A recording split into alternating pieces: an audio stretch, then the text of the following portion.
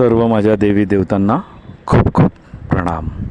आजचा सत्संग करण्यापाठचं कारण आहे की मी खूप ध्यानपूर्वक भगवद्गीतेचा 8वा अध्यायास पाहिला आणि अर्जुनाने श्रीकृष्णांना विचारले ब्रह्म म्हणजे काय, म्हणजे ब्रह्म कसे जाणावे.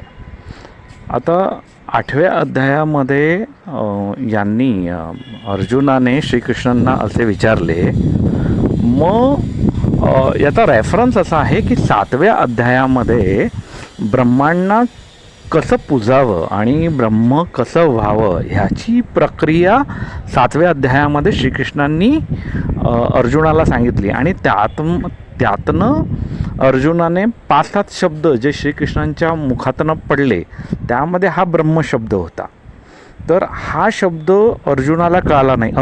अजूनही 5 शब्द आहेत, ते आपण पुढे घेऊ.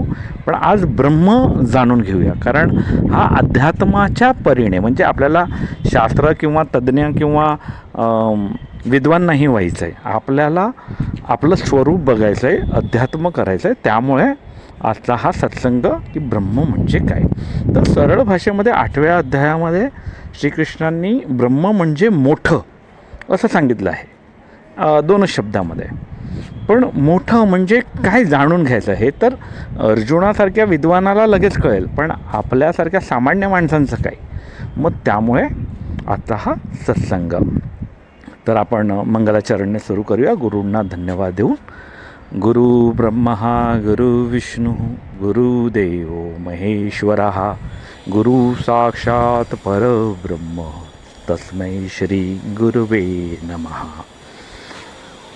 भगवंतांना धन्यवाद, गुरूंना धन्यवाद, ज्यांच्यामुळे आपल्याला ह्या शब्दांचे अर्थ कळाले आणि आपण सत्याच्या मार्गावर चालायला लागलेलो आहोत. अच्छा, आता ब्रह्मांचा गैरसमज असा आहे की ब्रह्म 2 हात 2 पाय वगैरे असलेला कुठला तरी व्यक्ती असेल. तर असं नाही आहे. ब्रह्म म्हणजे निर्गुण निराकार, मोठं निर्गुण निराकार. मग ते कसं जाणून घ्यायचं आहे तर आपण लक्षात घेऊया की खूप कन्फ्युजन ह्या ब्रह्म ह्या शब्दामुळेच येतं. कसं, लोकांना आत्तापर्यंत असं वाटतं आहे की हे जे अख्खं ब्रह्मांड आपल्याला जे दिसतं आहे, जे आपण अनुभवतो आहे, हे ब्रह्माजींनी बनवलेलं आहे. तर हा गैरसमज आहे, ह्याला थोडं समजून घ्या. ही जी प्रकृती आहे जी आपण अनुभवतो आहे, रज तमो आणि सत्वगुणाची ही त्रिगुणात्मक प्रकृती आहे, ही ब्रह्माजींनी नाही बनवलेली आहे. ही तिचं अस्तित्व वेगळंच आहे, तिचा ब्रह्माजींशी काहीही संबंध नाही आहे. बरोबर आहे. एवढं समजून घेतलं तर खूप उत्तम होईल. म्हणजे तुम्हाला कळेल की ही जी प्रकृती आपण अनुभवतो आहे, ब्रह्माजींचा ह्याच्यावर काहीच कंट्रोल नाही आहे, कारण तिचं एक स्वतःचं स्वरूप आहे. मग ब्रह्म कोण आहे तर ह्या प्रकृतीमध्ये जे प्राणी होते त्या प्राण्यात मनुष्य प्राणी जो झाला, मनुष्य म्हणजे मी, हाडमासाचा जो मनुष्य आहे, ते बनवण्याचं जे काम आहे ते ब्रह्मांचं आहे. मग ब्रह्माजींनी काय केलं की ह्या त्रिगुणात्मक जी प्रकृती आहे तर त्या त्रिगुणात्मक प्रकृतीचे 5 जे तत्व आहेत त्या तत्वातनं आपलं शरीर निर्माण झालेलं आहे. करेक्ट आहे. म्हणजे असं आपण काय समजून घ्यायचं आहे की हे जे शरीर आहे हाडमासाचं ते ब्रह्माजींच्या अधीन आहे, ते ब्रह्माजींच्या अधीन आहे. पण प्रकृती ब्रह्माजींच्या अधीन नाही, कारण प्रकृती एक स्वतःचं अस्तित्व आहे तिचं. पण ह्या प्रकृतीचा आनंद घेण्यासाठी, तिचा अनुभव करण्यासाठी ब्रह्माजींनी मनुष्य शरीर बनवलं, ज्याच्या माध्यमातनं आत्मन हा एक वेगळा शब्द आहे, याचं पुढे बघूया. पण सध्या आत्मनला जो अनुभव घ्यायचा आहे तो ह्या शरीरा माध्यमातनं आपण घेऊ शकतो. म्हणून भगवद्गीतेमध्ये सांगितलं तुमचा सगळा जो कंट्रोल आहे तो तुमच्या आत्मनवर असू शकतो, पण प्रकृती किंवा शरीरावर तुमचा कंट्रोल नसणार. है ना. तुमचा कंट्रोल संपूर्ण मनावर असू शकतो, पण शरीरावर किंवा प्रकृतीवर नसू शकतो, कारण हे एक इंडिव्हिज्युअल आयडेंटिटी आहे. ठीक आहे. म्हणजे समजताना आपण पुन्हा एकदा एक उदाहरणासह समजू, म्हणजे अजून सरळ होईल.